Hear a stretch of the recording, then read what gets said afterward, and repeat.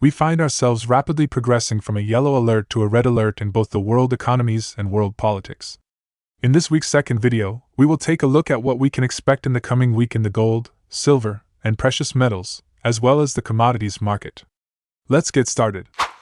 You know, security systems work on a progression from green to yellow, then from yellow to red.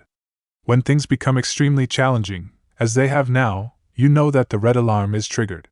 When a red alarm is sounded, everyone is on high alert, and at any moment, anything can happen. Currently, if we look at the situation, there are those who underestimate the ongoing conflict in the Middle East. They argue that Israel has always been in conflict with Hamas, and it's just the same old situation. However, it's been reported that a massive American warship has approached the region, and there are rumors of a Chinese warship moving in that direction as well. Additionally, with Lebanon, Syria, Iran, and Turkey in the mix, various countries that could be indirectly or directly affected or involved in this war, the Middle East has entered one of its most complex periods. From a geopolitical perspective, we may be in a time when alarms are yellow in some countries and red in others, given the potential for the conflict to spread. Especially, as I've explained, wars tend to progress gradually, starting with economic reasons. We've seen this happen since the inception of the channel. It's the result of economic inefficiencies and ultimately, when they have no other option, they flip the table. Before allowing a second power to rise, they flip the table. Afterward, the cards are reshuffled. In this regard, we are currently in a phase of the Ukraine conflict. Hopefully, the third and fourth stages won't develop rapidly, but it's likely to evolve into something more significant in the short term. Unfortunately, as I've been saying for months, raising interest rates rapidly is a necessity to control inflation. But that, too, will create significant problems later on. What are these major problems? The increased bond yields imply that there will be a substantial loss in long-term bonds if you need access to money in the short term. But this doesn't just concern you, it's the entire bond market, all banks, and the entire financial system that represents the risk between companies. Their accounting treats it as if nothing has happened, even though there are significant losses. As I mentioned in a recent article by bank analysts, it was determined that 75% of America's major banks didn't hedge their positions, and some observations were made about why they didn't hedge them. Because in the last 40 years, such a rapid rise in the bond market hasn't occurred. They believed it would eventually turn around and have somehow tried to keep it afloat. However, what I'm saying is that, at this point, you have these interest rates rapidly rising again, from 0 to 0.6%, and let me tell you, the worldwide market had $22 trillion worth of these papers with negative interest rates. Today, there's nothing left like that, and interest rates vary in the 4s, 5s, 10s, or 20s, depending on the bond. In such an environment, if you want to convert them back into cash, there are substantial dramatic losses. They are trying to hide these losses on their balance sheets, acting as if they won't need any of this. However, once the price of oil and all costs, in other words, commodity prices, starts rising, they won't be able to lower interest rates again. Therefore, they're forced to keep them high, and as they stay high, the losses on the balance sheets start to become real. If people want to withdraw their money from the bank, the money isn't there. Therefore, a systemic crisis can be triggered. Let's take a look at the gold chart. Last week, as you may recall, during the previous week, the Chinese holiday prompted a move that we deemed unsustainable.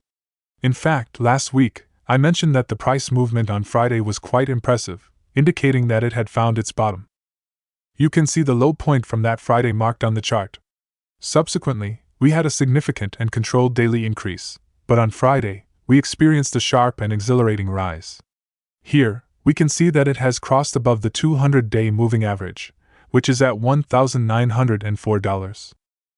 In the second chart, you can see the levels in gold.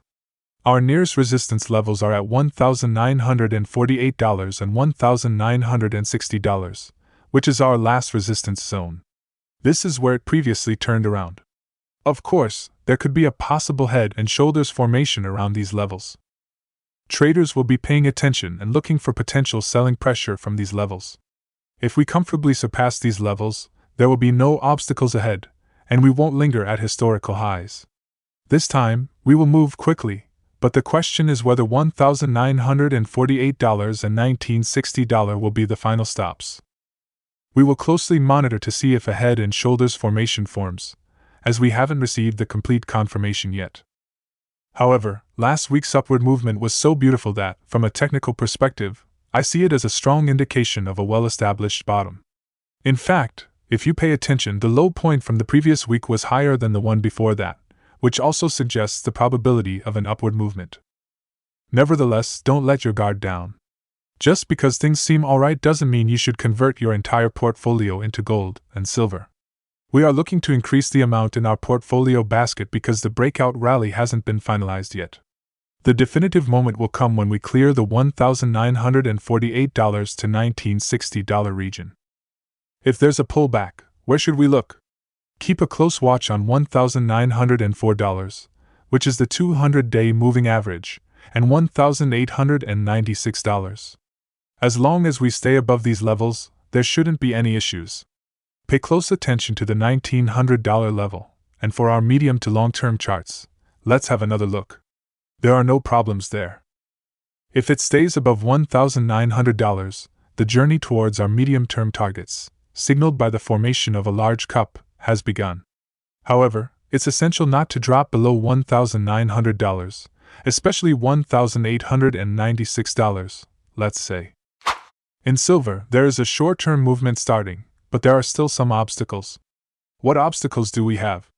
As long as we stay above the 200-week moving average at $22.04, the direction is upward. But we have a resistance at $23.06, which is the 200-day moving average. We should look there first. There is also an overhead resistance at the exact closing level, around the $22.70s.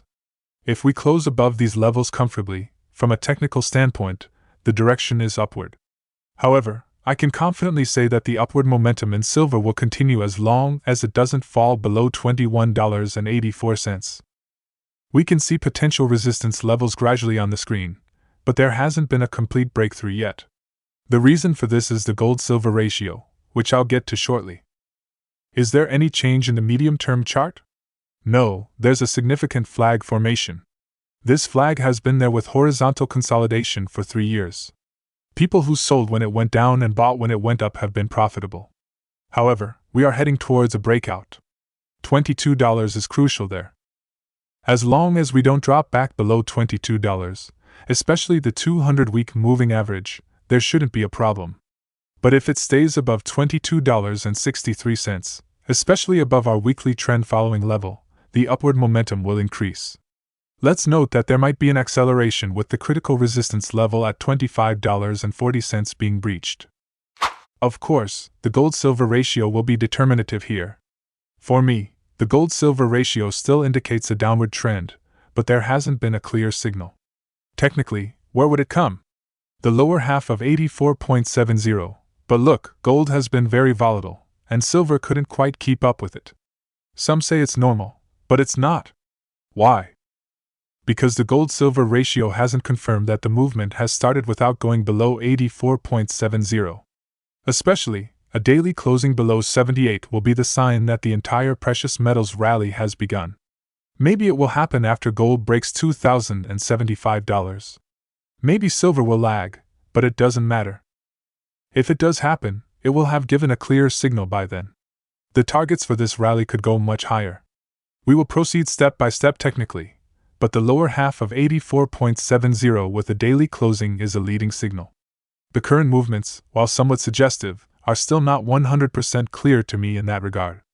Regarding wheat, I've been gradually increasing my positions in recent weeks, particularly over the last 2 weeks. I see a robust bottom forming there, and I believe that the recent dip is quite solid. Here, my trend following level is $547. I used 2 charts this week, especially to show how much it has come up in recent bottoms. In the second chart, we can see that the resistance has been broken in the shorter term. From that perspective, I expect wheat prices to rise next week, especially considering the war in the markets. Therefore, my interest in wheat will increase further in the coming week. I'm looking upward with daily closings above $547. I'm going to keep an eye on it as both a futures contract and there's also an ETF for wheat. I'm holding medium-term positions in the international markets. In Brent oil, the direction is upwards. We pointed out the 200-day moving average during the pullback last week, and it held there. The 200-day moving average is already at $84.89, and it went down to those levels, even attempting to show that it might go even lower. However, news flow had already pushed it upwards, creating a sentiment of nothing will happen. Afterward, it moved up again, and on Friday, there was a sharp rise. Now, the logic is that there won't be further supply restrictions in the medium term due to this war, and this sentiment of the war won't spread, and similar thoughts prevail. As a result, the upward movement has begun. Now, there are important levels at $104 and $108, and I believe that the movement towards those levels has started. But there is always a margin for error in this scenario. Things can change suddenly and evolve in unexpected ways. They might want to hit oil during a major recession. Is it possible? Yes, it's possible. $88.50 shouldn't be breached if we want to be sure that these possibilities won't come true. It needs to stay above $88.50, which means we are in a medium-term movement with some momentum upwards. However, if we see closings below $88.50, it implies that the base of this movement is weak and likely manipulative. We'll keep a close eye on it. But at this moment, the tension might not adversely affect oil. For example, they managed to push natural gas up. I still think the chart there looks pretty good. But we have the 200-day moving average at $3.16. We crossed above it, then had a pullback. Now, we shouldn't see many closings below it. I would consider $3.16 as my stop. If we don't see daily closes below $3.16, I expect another wave to come from here towards $4. This is for medium-term natural gas, which can be affected by these events. In Europe, natural gas prices are much higher. However, when trading, be careful, as they mostly provide this instrument to you. My trend following level is positive above and negative below $3.16. We are following uranium, URM, with an ETF. There have been some pullbacks, and we might have reduced positions a bit because it experienced a technical correction. However, the medium-term position is still in place. Why? Because there are medium-term targets higher up. Especially, this tension should be beneficial for uranium. Unpleasant developments should add value to commodity markets like this. So, as long as it stays above our trend following level at $44.44, the direction is upward. If it crosses above it, we will look up again. But there is a possibility of further pullbacks. It seems like it's forming a pattern around these levels. We often talk about how some products move upwards, but these unpleasant events are happening. It's unfortunate, but there are things we can't change. For the parts we can change, it's always good to do everything, but for the things we can't change, try to at least protect yourself. As you know, my main goal is to protect you and provide guidance, especially during these difficult times. I will continue to guide you on your path. Be very cautious, and I wish you all profitable and great days.